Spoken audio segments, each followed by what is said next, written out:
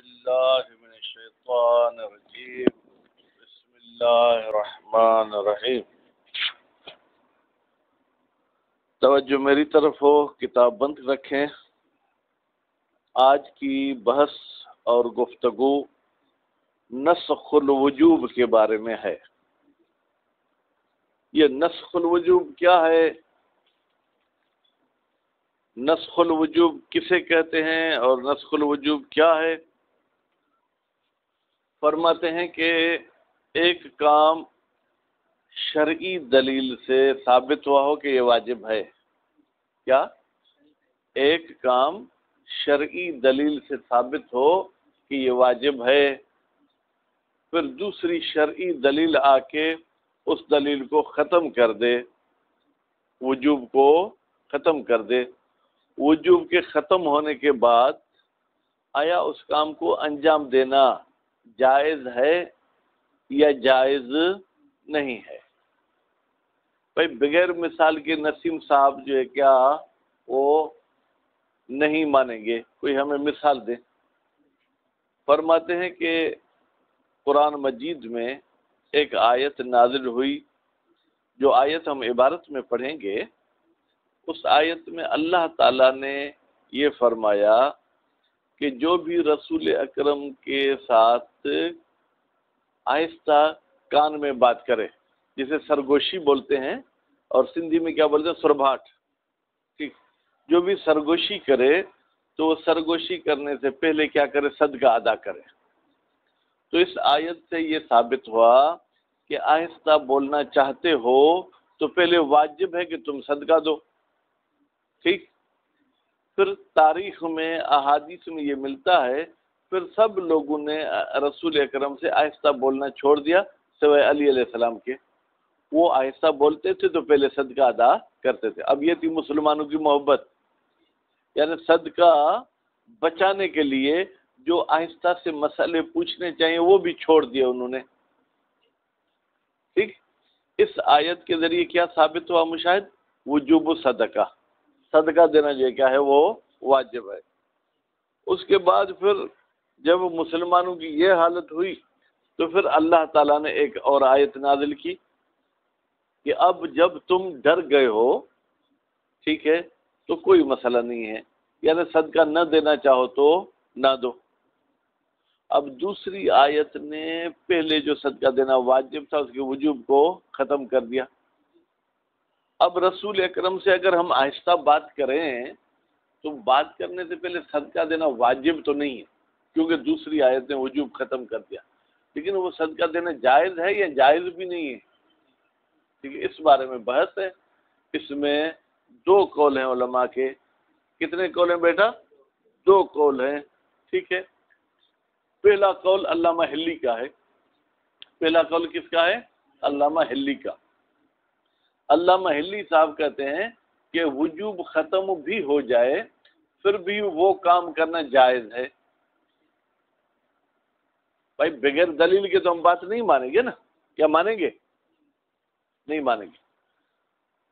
علامہ حلی فرماتے ہیں کہ جب خدا نے کہا کہ صدقہ تم پر واجب ہے تو یہ جملہ تین چیزوں پہ دلالت کرتا ہے۔ کتنی چیزوں پہ دلالت کرتا ہے؟ تین چیزوں پر۔ پہلی چیز، صدقہ دینا جائز ہے۔ دوسری چیز، صدقہ دینا بہتر عمل ہے۔ تیسری چیز، صدقہ دینا لازمی عمل ہے۔ بھائی اگر جائز ہی نہیں ہوتا پھر تو لازم بھی نہیں ہوتا نا۔ بس وجوب صدقہ کتنی چیزوں پہ دلالت کرتا ہے؟ تین۔ ایک، جواز صدقہ۔ دوسرا، رجحان یعنی بہتری صدقہ۔ تیسرا، یہ صدقہ دینا لازمی ہے۔ اب فرماتے یہ جو نسخ آ کے کرتا ہے، دلیل نسخ کرتا ہے یعنی ختم کرتا ہے، جو ختم کرنے والی دلیل ہوتی ہے اسے ناسخ بولتے ہیں، جس کو ختم کیا جاتا ہے اسے منسوخ بولتے ہیں، جس کو ختم کیا جائے اسے کیا بولتے ہیں؟ منسوخ۔ جو ختم کرنے والی ہوتی ہے اسے کیا کہتے ہیں؟ ناسخ۔ تو علامہ حلی صاحب فرماتے ہیں کہ یہ جو ناسخ آیا ہے اس نے صرف الزام کو ختم کیا، یعنی لازمی نہیں ہے صدقہ دینا، باقی صدقہ دینا جائز ہے وہ اپنی جگہ پر باقی رہے گا، صدقہ دینا بہتر ہے وہ بھی اپنی جگہ پر کیا رہے گا؟ باقی رہے گا۔ بات واضح ہوگی؟ بس علامہ حلی صاحب نے یہ کہا کہ اگر ایک وجوب ختم ہو جائے اور وہ ناسخ آ جائے تو ناسخ اس وجوب کی 3 حصے تھے گویا کے، جواز، ٹھیک ہے، رجحان اور الزام۔ اس نے آگے الزام کو ختم کیا، باقی 2 اپنی جگہ پر باقی رہے۔ مصنف صاحب سے ہم پوچھتے ہیں کہ آغا صاحب آپ علامہ حلی کے نظریے کے ساتھ متفق ہے؟ کہتے ہیں نہیں میں متفق نہیں۔ کون کہتا ہے کہ وجوب کے معنی کے 3 جز ہیں؟ بھائی وجوب کے معنی کا یا یوں کہیں کہ امر کا ایک ہی جز ہے، بس، یعنی اس کام کی طرف ابھارنا۔ ٹھیک، جب مولا نے صدقے دینے کے لیے ابھارا تو ہمیں صدقہ دینا تھا، اب جب صدقے دینے کی وہ ابھارنا اور بس کو ختم کر دیا تو اب بات ختم ہو گئی، پھر کیا کریں؟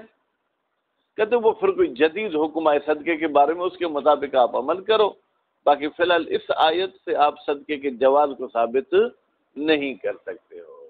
بات واضح ہوگی؟ فرماتے ہیں کہ دیکھیں وجوب کا لازمہ کیا ہے؟ اس عمل کا جائز ہونا اور بہتر ہونا۔ کہتے ہیں جب وجوب ہی ختم ہو گیا تو اس کے جو لوازمات ہیں وہ آٹومیٹک کیا ہو جائیں گے؟ ختم ہو جائیں گے، وہ باقی نہیں رہیں گے۔ بسم اللہ الرحمن الرحیم۔ الفصل السابع، 7ویں فصل، نسخ الوجوب، وجوب کو ختم کر دینا۔ اذا نسخ الوجوب، جب وجوب ختم کیا جائے، فہل یبقى الجواز او لا، پھر کیا جواز باقی رہتا ہے، یعنی اس کام کو انجام دینا صحیح ہے، جائز ہے، او لا، یا یہ جواز باقی نہیں رہتا۔ ولنقدم مثالا من الکتاب العزیز، ضروری ہے کہ ہم قرآن مجید سے ایک مثال پہلے پیش کریں۔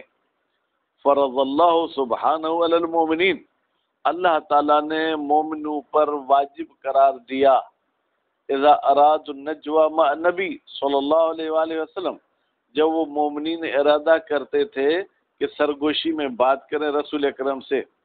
فرض کا مفعول ابھی مشاہد نہیں آیا، فرض اللہ تقدیم صدقۃ، تقدیم مفعول ہے کس کا؟ فرض کا۔ اللہ تعالیٰ نے فرض کیا کہ آپ پہلے صدقہ ادا کرو۔ بھائی کہاں پر خدا نے یہ فرمایا ہے؟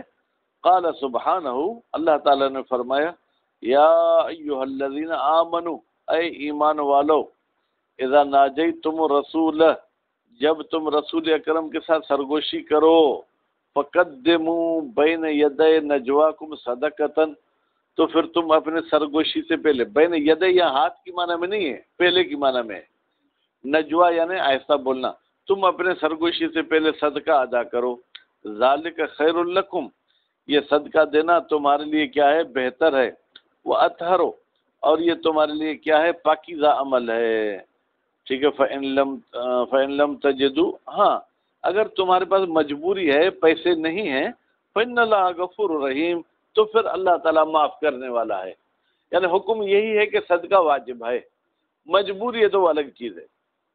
فَلَمَّا نُزِلَتِ الْآيَةُ، جب یہ آیت نازل ہوئی، کون سی؟ مشاہد، صدقے والی، کف کثیر عن الناس عن النجوى، بہت سارے لوگ رک گئے، ٹھیک ہے، عن النجوى، سرگوشی کرنے سے، بل کفوا عن المسئلہ، یہاں تک کہ وہ اپنے مسائل پوچھنے سے بھی رک گئے۔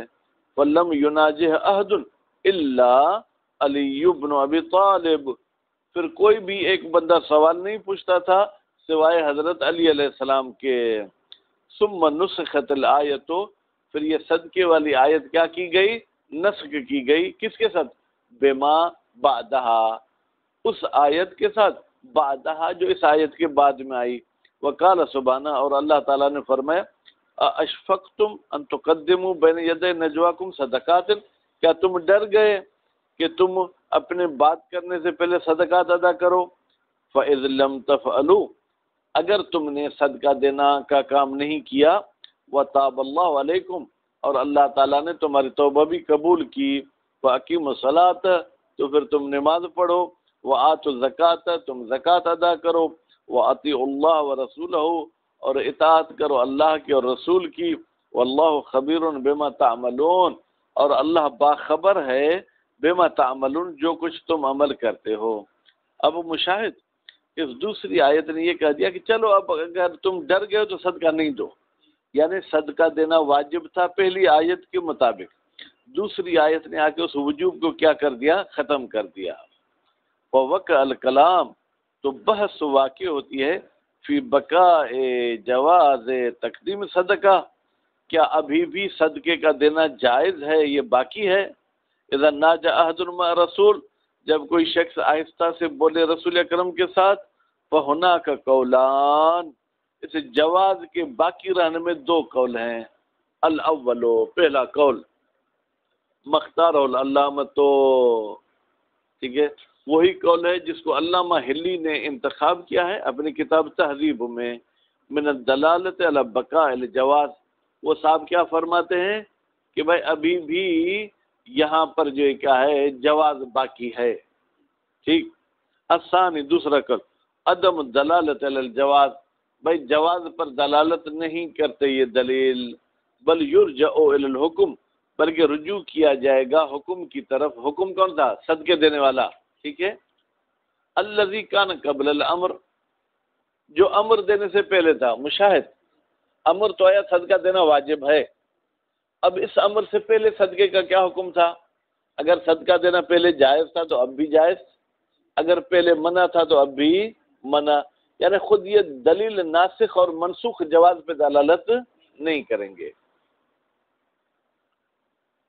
تو وہ خیرت صاحب المعالم، بھائی یہ دوسرا نظریہ کس نے انتخاب کیا ہے؟ صاحب معالم۔ معالم الدین ایک بہت اچھی کتاب تھی جس کو ابھی جو ہے کیا ہے پڑھنا پڑھانا انہوں نے بند کر دیا ہے۔